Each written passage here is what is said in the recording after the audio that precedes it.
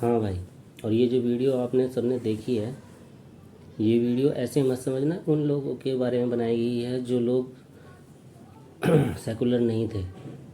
ये लोग आपसे भी, और जो और सेकुलर बनने वाले लोग हैं उन सबसे ज़्यादा सेकुलर थे।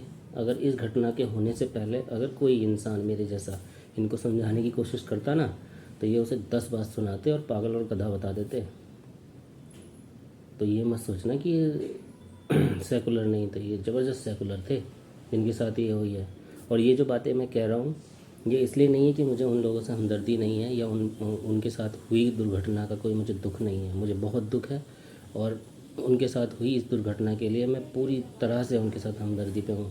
बल्कि मैं तो इस दुर्घटना को चाहता ही नहीं कि हिंदुओं को कभी भूलना चाहिए, या इस दुनिया के और किसी धर्म को कभी भी भूलना चाहिए। हमेशा ज़िंदगी में अपनी अपनी ज़िंदगी में इस बात को नोट डाउन कर लो, पत्थर की लकीर खींच लो कि ये दुर्घटना कोई छोटी मोटी दुर्घटना नहीं है। अपने साथ इस हिंदुस्तान में क्या, पूरे वर्ल्ड में ये जो जितनी भी दुर्घटनाएं होती हैं, जितने भी ये आतंकी हमले होते हैं, इन्हें पत्थर की लकीर के बना कर, और कभी किसी को ना तो भूलो ना भूलने दो।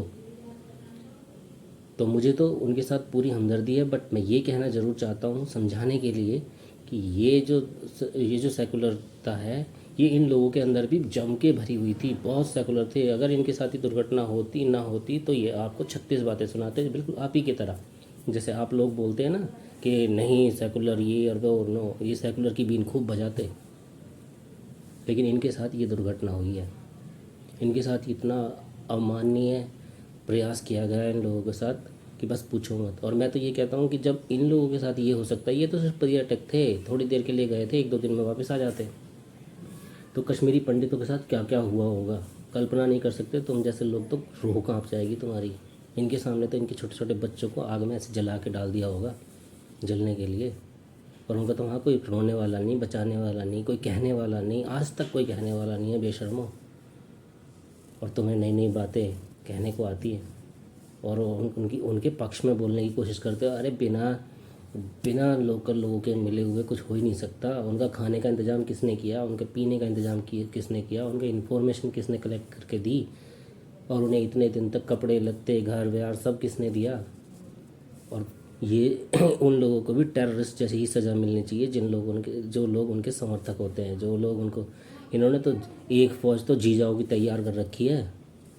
5 लाख लड़कियों ने शादी कर रखी है इंडिया से वहाँ तक। और अगर ये संविधान में किसी तरह की संवैधानिक प्रक्रिया के तहत होता है, तो मुझे संविधान पे भी शक है।